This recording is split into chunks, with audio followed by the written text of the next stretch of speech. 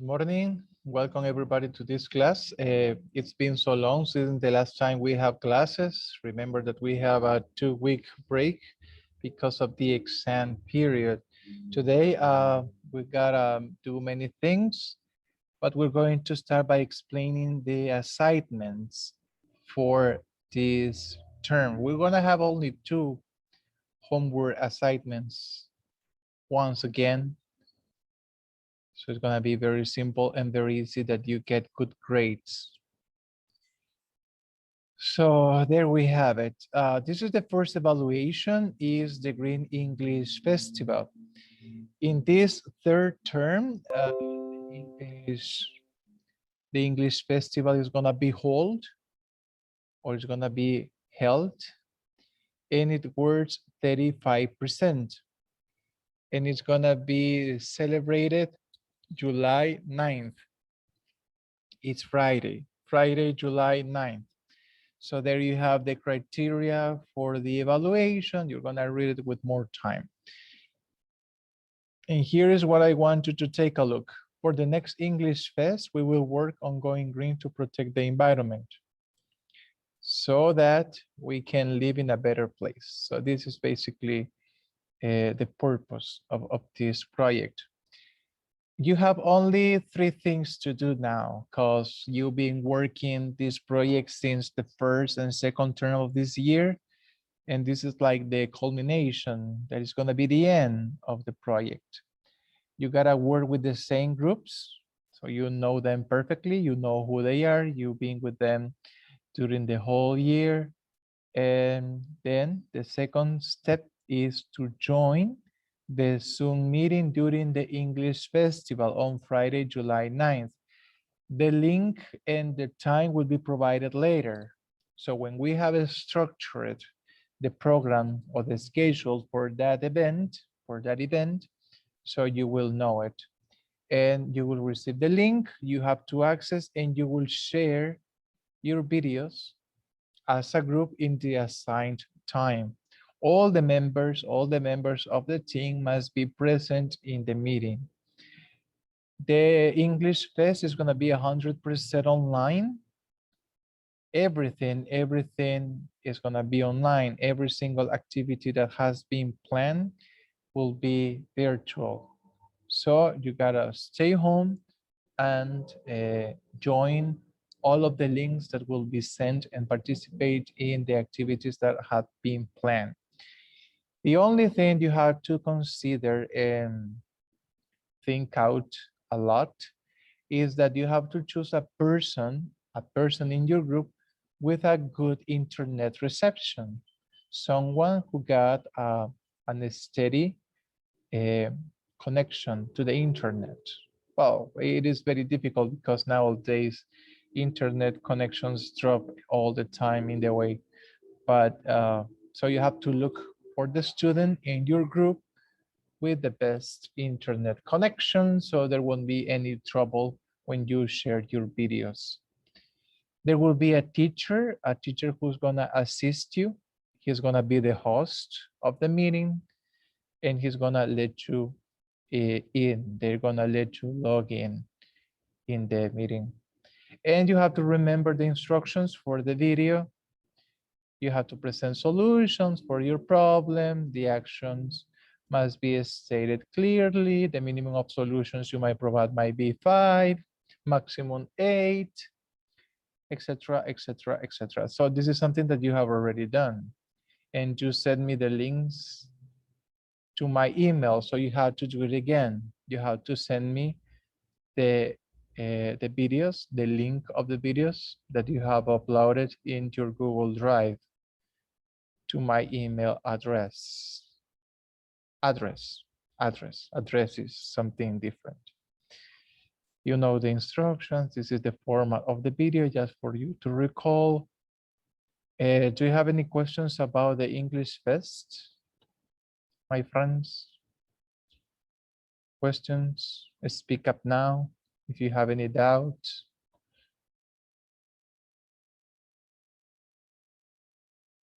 All right, no doubts, I proceed.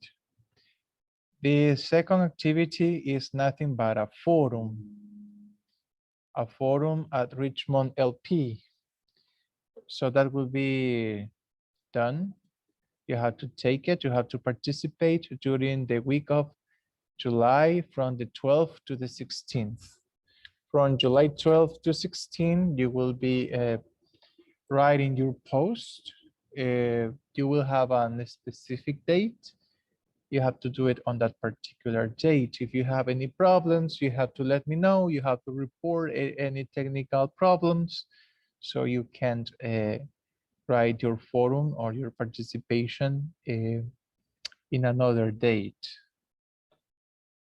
And here we have the instructions. Access to Santillana Richmond Learning Platform. That's the first thing you have to do. Access to Richmond. Then the second is in the main menu. In the principal menu, you have to click on the choice or the option communications.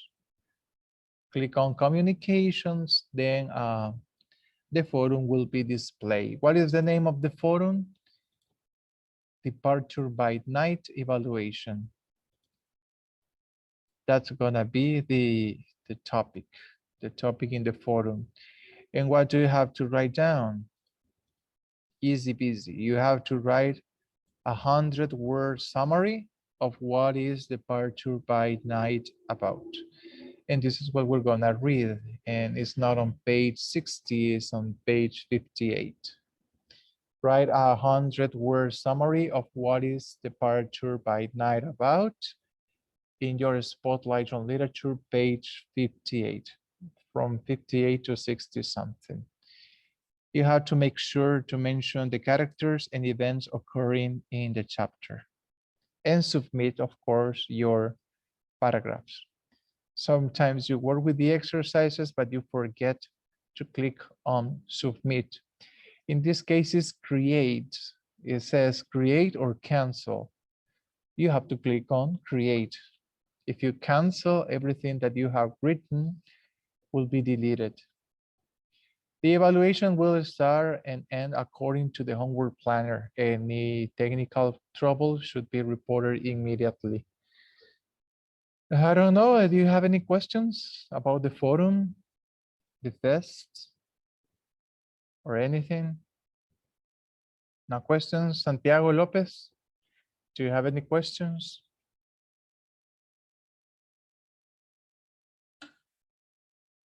Are you listening? Alexandra, are you listening?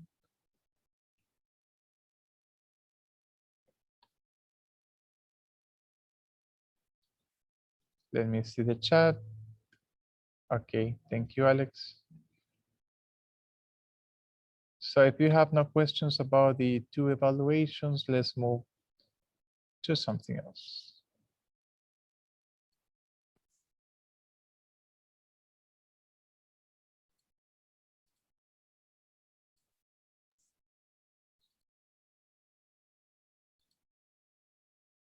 Here we are.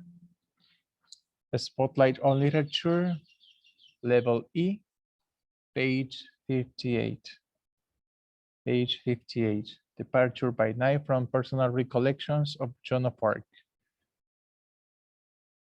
Before we read, we're gonna analyze important facts about the novel and about the author. Because like I always say, in order to understand the context or in order to understand the story itself, you need to get the author, the person behind the story. It is essential for you to know something about the author, which in this case is the one and only Mark Twain. We have a picture of this famous American writer, and you're gonna help me reading. Okay, let me see. Diego Batres. Moy, can you help me please with the first paragraph? I'm sorry, what was the question? No, there's no question. I want you to read the first paragraph, please. Yikes. Sorry. Okay. Born on November 3rd, 1935, Florida, Mississippi, Samuel Adam Van Parnassus Stuff Wrote under the pen name Mark Twain and went throughout several novels, including two major classics of American literature, and The Adventures of Slangers and Adventures of, I don't know how to pronounce that thing. This one, Tom Sawyer. I mean, Huckleberry? Huckleberry Finn. Okay, thank you. So Moises, I have a question for you. Are you reading something these days? Yep, I'm reading Misery by Stephen King. Ah, Mystery. Have you watched the movie? Nope, I haven't. I wanted Oh, to, but I like to read the book first, so then I can that sounds like an excellent idea. Yeah, you better read the book first, and then if you want it, watch the movie. I read this year, yeah, at the beginning of this year, I read The Outsider. It's another Stephen King novella. And I realized that there's one series on HBO that is based on that story. It's kind of interesting. Maybe if one day I see you, I will lend you that book. It's good. I got the trailer. Ah, really? Yep. Okay, so I'm not gonna borrow my book to you then. But there's Thanks the anyway. Thanks. okay, all right.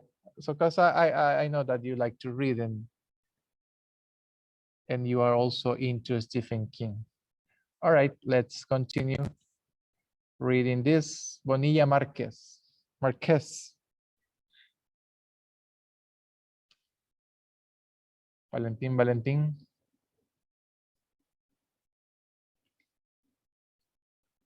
Are you there, Valentin?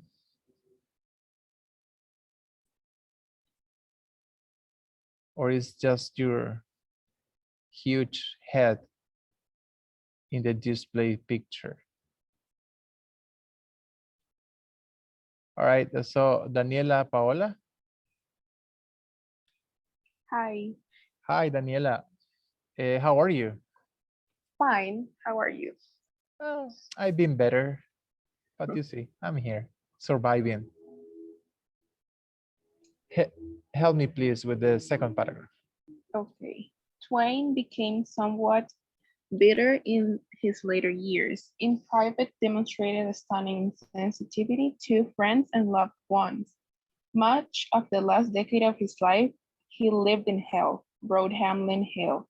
He had volcanic rage and nasty sessions of paranoia, and he experienced many periods of depressed indolence, which he tried to assuage by smoking cigars, reading in bed, and playing endless hours of billiards and cards. Thank you so much. All right, so you see, unfortunately or sadly for Mark Twain or Samuel Langhorne Clemens, he ended his days in in a terrible condition. Says here that his later years were hell, a nightmare, because he got some, you see, certain volcanic rages, periods in which he was so angry, so mad. He got some sessions of paranoia, that's a mental illness. And he also experienced a depressed indolence. And he tried to lessen these problems by smoking, reading in bed, and playing cards and all kind of things. So sadly, he was going crazy. He was going crazy. And the last paragraph, let me see who else is here able to participate. Julissa Araceli.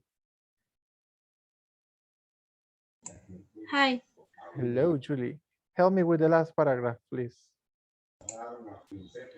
Samuel Clemens died on April 21, 1910, at the age of 74 on his country home in Reading, Connecticut. He has buried in Elmira, New York.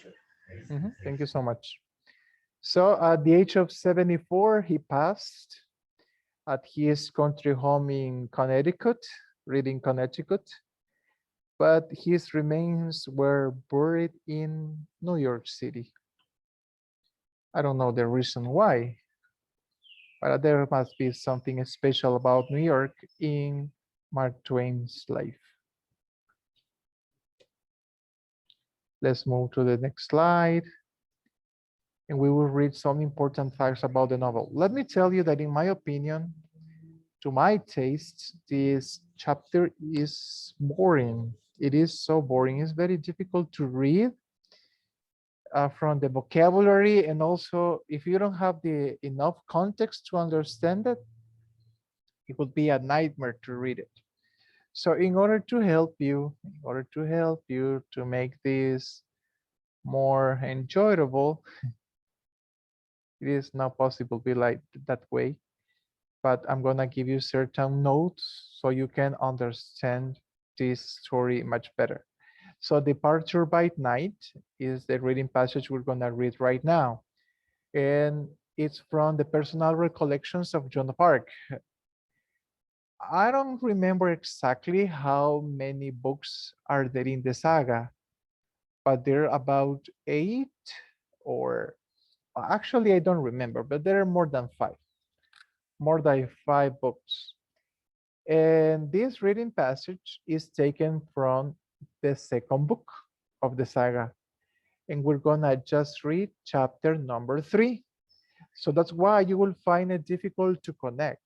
You will find this reading difficult to connect because it's taken from the second book of the saga and it's just chapter number 3 from the whole collection of these stories. So it's, like I said, it's hard to understand, but we're gonna focus on different things, not in the story itself, but in the tones that they use when they talk. Okay, the narrator of the story is Sir Louis de Conte. I think it's the way that you pronounce it, because it's French. Sir Louis de Conte, or Louis de Conte. So who is the narrator? Is Mark Twain himself. He used the initials of his real name to create the character.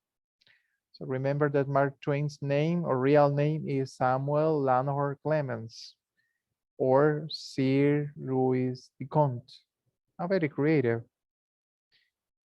So something else you need to know, this book is not biographical about John's life. It is based on historical facts though. So it means that there are some fictional characters in the story, so that makes it not real. So everything that has been told in the books is not entirely real. So that's why the book cannot be considered biographical, because there's this guy, Sir Louis de Conte, and he never existed. So that's why it's not considered this type of literature. Even though it is based on historical facts. So an example of this, very practical example, is this movie, Inglorious Basterds.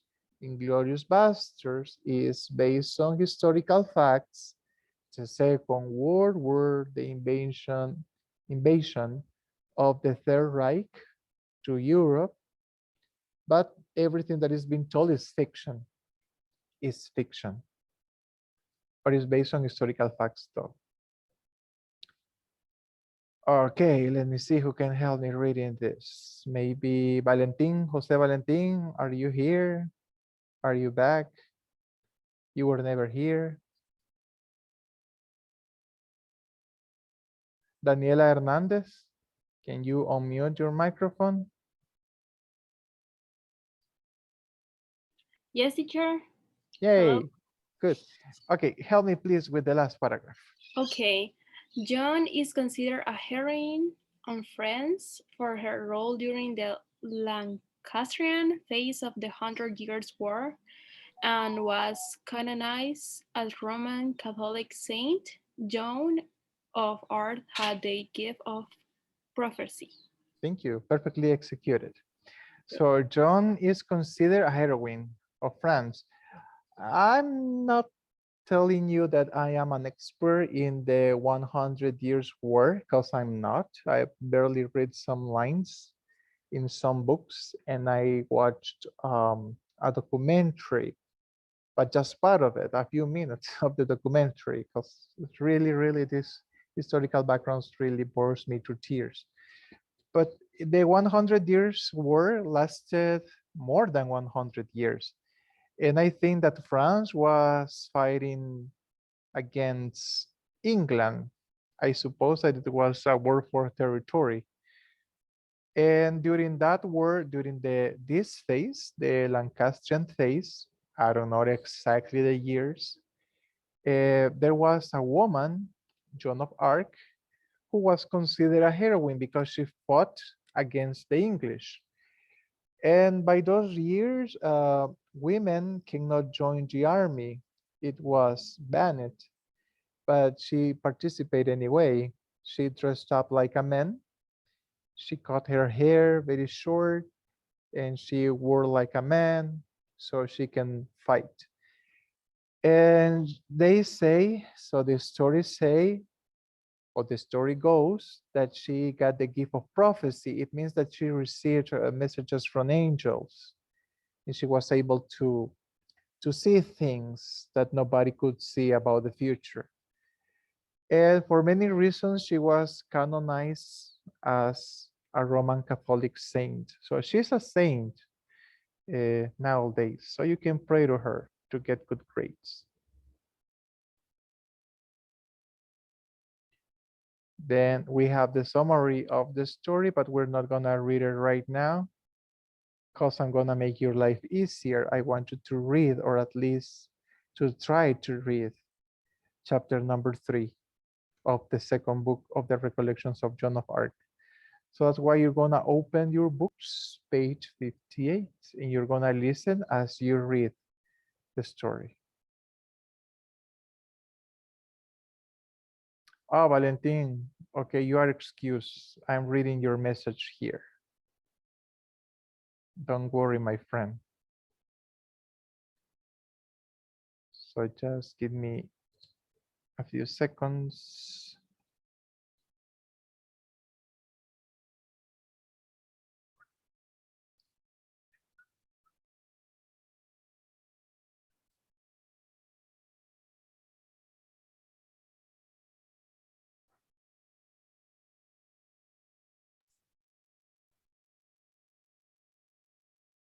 There we go. Listen, please, as you read. Departure by Night. Excerpt from Personal Recollections of Joan of Arc by the Sieur Louis de Conte, her page and secretary, by Mark Twain. We were 25 strong and well equipped. We rode in double file, Joan and her brothers in the center of the column, with Jean de Metz at the head of it, and the Sieur Bertrand at its extreme rear. The knights were so placed to prevent desertions. For the present, in 2 or 3 hours we should be in the enemy's country, and then none would venture to desert. By and by we began to hear groans and sobs and execrations from different points along the line, and upon inquiry found that 6 of our men were peasants who had never ridden a horse before, and were finding it very difficult to stay in their saddles, and moreover were now beginning to suffer considerable bodily torture. They had been seized by the governor at the last moment, and pressed into the service to make up the tale, and he had placed a veteran alongside of each, with orders to help him stick to the saddle and kill him if he tried to desert. These poor devils had kept quiet as long as they could, but their physical miseries had become so sharp by this time that they were obliged to give them vent. But we were within the enemy's country now, so there was no help for them. They must continue the march, though Joan said that if they chose to take the risk, they might depart. They preferred to stay with us. We modified our pace now, and moved cautiously, and the new men were warned to keep their sorrows to themselves, and not get the command into danger with their curses and lamentations. Toward dawn we rode deep into a forest, and soon all but the sentries were sound asleep, in spite of the cold ground and the frosty air. I woke at noon out of such a solid and stupefying sleep that at first my wits were all astray, and I did not know where I was, nor what had been happening. Then my senses cleared, and I remembered. As I lay there thinking over the strange events of the past month or two, the thought came into my mind, greatly surprising me, that one of Joan's prophecies had failed. For where were Noel and the Paladin, who were to join us at the 11th hour? By this time, you see, I had gotten used to expecting everything Joan said to come true. So, being disturbed and troubled by these thoughts, I opened my eyes. Well, there stood the Paladin, leaning against a tree and looking down on me. How often that happens. You think of a person, or speak of a person, and there he stands before you. And you not dreaming he is near. It looks as if his being near is really the thing that makes you think of him, and not just an accident, as people imagine. Well, be that as it may, there was the Paladin, anyway, looking down in my face and waiting for me to wake. I was ever so glad to see him, and jumped up and shook him by the hand, and led him a little way from the camp, he limping like a cripple, and told him to sit down, and said, "Now where have you dropped down from? And how did you happen to light in this place? And what do the soldier clothes mean? Tell me all about it." He answered, "I marched with you last night." No. To myself I said, "The prophecy has not all failed. Half of it has come true." "Yes, I did. I hurried up from Domremy to join, and was within a half-minute of being too late. In fact, I was too late. But I begged so hard that the governor was touched by my brave devotion to my country's cause. Those are the words he used. And so he yielded, and allowed me to come." I thought to myself, this is a lie. He is one of those 6 the governor recruited by force at the last moment. I know it, for Joan's prophecy said he would join at the 11th hour, but not by his own desire. Then I said aloud, "I am glad you came. It is a noble cause, and one should not sit at home in times like these." "Sit at home? I could no more do it than the thunderstone could stay hid in the clouds when the storm calls it."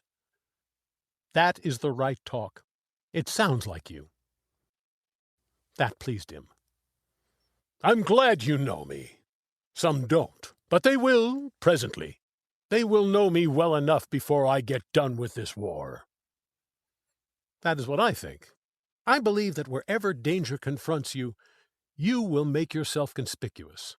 He was charmed with this speech, and it swelled him up like a bladder. He said, "If I know myself, and I think I do, my performances in this campaign will give you occasion more than once to remember those words."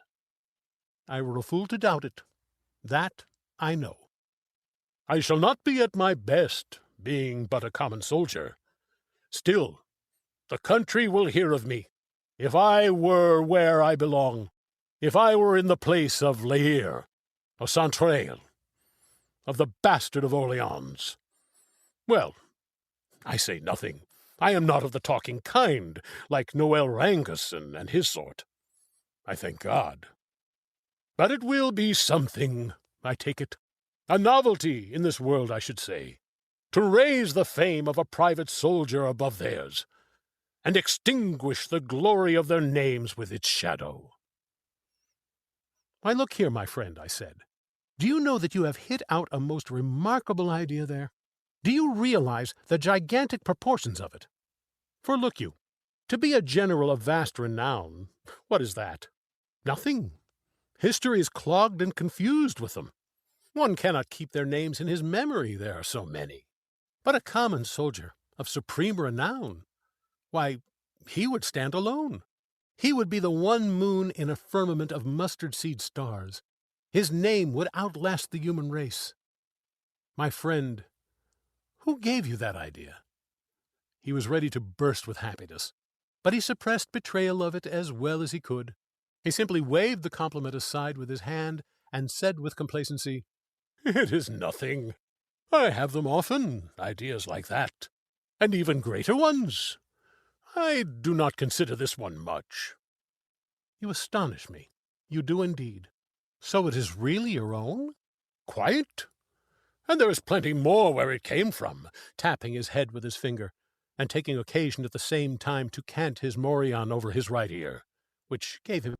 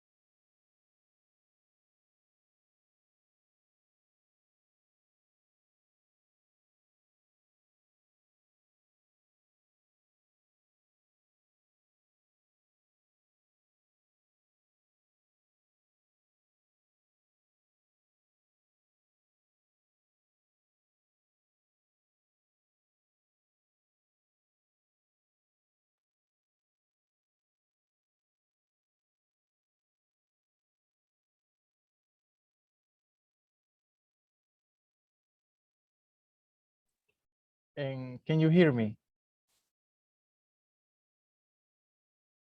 Can you guys hear me? Okay, maybe there's a problem with the audio, but there are just 12 seconds left. Let's go and read the summary so you can have a better idea of what is going on here. Give me 1 sec.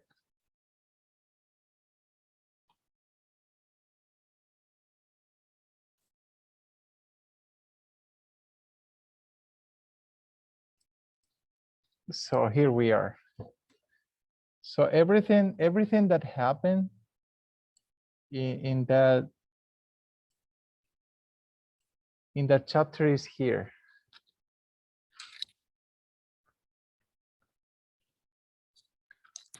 I need a volunteer to help me out with the first paragraph. One volunteer.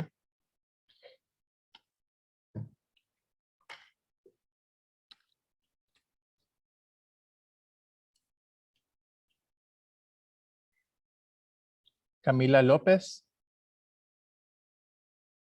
But Camila, maybe that's another user because Camila is from another room. So let me see. My dear Daniela Paola, help me with the first paragraph, please. Okay. Joanne's small group of soldiers, 25, some with horse experience, others with none. Those with none complain about their developing sores and aches, and most need help from the veterans just to stay on their horses. While in enemy territory, everyone must keep quiet no matter what they're suffering. At dawn, everyone congregates deep within the forest and try to sleep. Thank you so much. So at the beginning of the story, maybe you don't realize, or maybe you did, that they were in the enemy territory. So they were in England already. There was a small army, 25 to be precise. They were ready for battle, but there was a problem. Well, there were a lot of problems, but one of them is that the men have not experience riding horses. They did not have that experience. So they were not fighters. They were just simple peasants that were ready to go into the war to fight for their country. And basically, they were suffering a lot of pains and sores, aches. Well, they're the same things because they're not used to ride a horse. It says here that many of them, some of them got experience, some others did not. So that was kind of hard because some veterans have to spend some time trying to teach them how to ride a horse. And remember that they were in the middle of a war. So that was a very delicate situation going on. Everyone must keep quiet, so they gotta remain silent, no matter how painful their bodies were. They have to stay quiet and try to sleep a little bit because the next morning at dawn, they were gonna go into the fight. Let me see another person here. Diego Batres, Moises. Help me please with the last paragraph. The full last paragraph, like the Yeah. upon walking forward now, Louis wondered why one of John's prophecies was not fulfilled. Noel and Paladin were supposed to be with the group, but Louis has not seen them. A little later, he comes up upon Paladin leaning against a tree. They walk together through a camp as the Paladin limps noticeably, and he claims to have joined voluntarily, but Louis knows the governor forced several people to join the army. Noel did the same in order to preserve Louis. Thank you. So another thing that happened here is that they were expecting one of the Joan of Arc's predictions to be fulfilled. The prophecy was that Noel and the Paladin were going to join the army. So they were expecting them in order to be more soldiers and because they were supposed to have some experience in battles, and that is going to be an asset for them for the war or for that particular battle. And it comes that John's prophecies by that time did not fulfill. So Noel and the Paladin had been expecting at the 11th hour and they were not. So Sir Louis de Conde got kind of disappointed, doubtful, because every single thing that she said come true, but not this one. But later on, eventually Noel and the Paladin show up. And says here that a little later he comes by the tree. They walk together through the camp, pretending to be there voluntarily. But this is not true. This is not true. They did not volunteer for the war. They were recruited by the governor, and they were sent by the governor himself to join the army. And just to impress Sir Louis, is Joan of Arc page. They start trash talking about each other. They were backstabbing each other. So Noel started talking badly. He said bad things. He trash talked. He backstabbed the paladin with a sarcastic tone. So he was saying that the paladin was brave and he volunteered for the battle in a very sarcastic way. So Sir Louis de Conde understood that he was there because they made him to go. And the paladin did the same thing with Sir Louis about Noel, but with a different tone. And this is what you have to focus on the tone to speak of Noel and the paladin. He was making fool of Noel. He mocked Noel, and Noel just being sarcastic. And this is what you have to consider. And they both did it because they want to impress John's page, Sir Louis, who is the narrator of the story.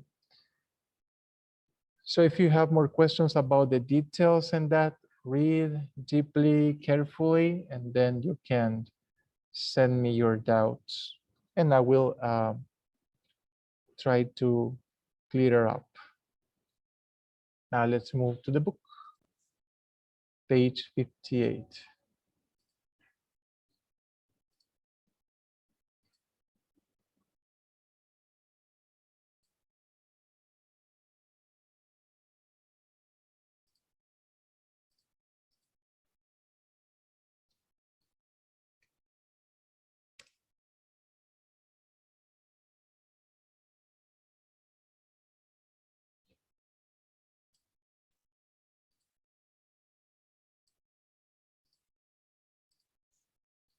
Here we go.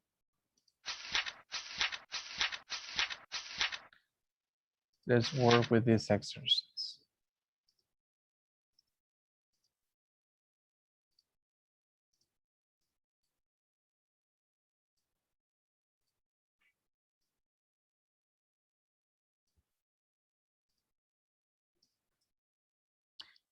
In the first exercise, you have a Venn diagram. In the Venn diagram, basically you write the differences between the paladin's talk and Noel's one. And here in the middle, you will have the points in which they are similar to. Different from, similar to. Recall the details of the accounts of both the paladin and Noel. List the differences and similarities between what they say or what they each say. And I'm telling you, the paladin mock on Noel, and Noel played a sarcastic role. He used a sarcastic tone to refer about the paladin. Everything that they have similar here, or one of the things that maybe is similar is that they both lie. And you can write it right in here. So you can do it in 2 minutes. Take 2 minutes to do it, please.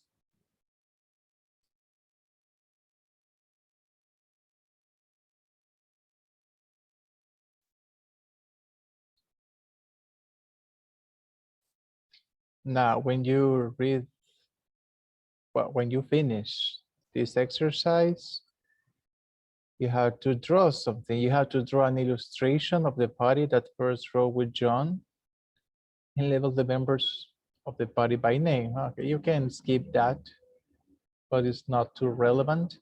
So in the second one, choose the correct answers to complete the sentences. Letter A, Louis realized that John's prophecies had all come true when? B, Noel and the Paladin came from Domrey too. And C, Noel joined the Paladin. Choose the answers. 2 minutes to do it.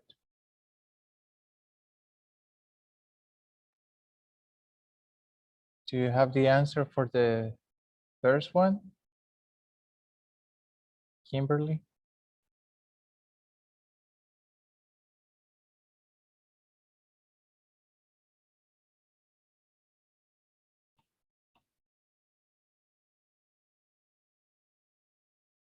Alexandra, do you have the answer? You can write it in the chat. Is it the first, the second, or the third?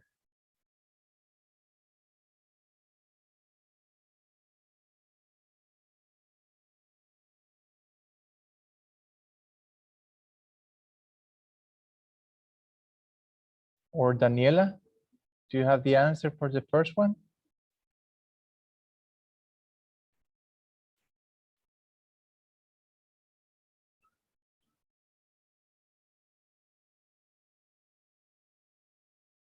Daniela, Paola? I think it is the one from the paladin. He saw the paladin standing over him. Yeah, that one is the right answer. He saw the Paladin standing over him. Thank you. Daniela Hernandez, do you have the answer for letter B? Is it the first, the second, or the third? I think third. The third, to protect John. Yeah, I think. Yeah, at the end, they have to protect John, and join the war. But at first, they came from that town, that is small town, to see the crowds and the show. And then they were forced, to join the army and protect John. But the main reason, or the first reason, was to see the crowds and the show. And Noel joined the Paladin, but neither wanted each other's company. So the answer for letter C is the last one. And just to finish the lesson here.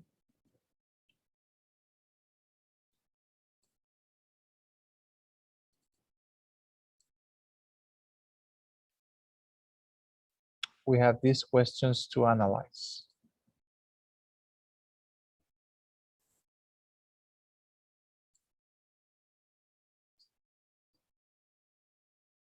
Answer the questions in complete sentences from A to G.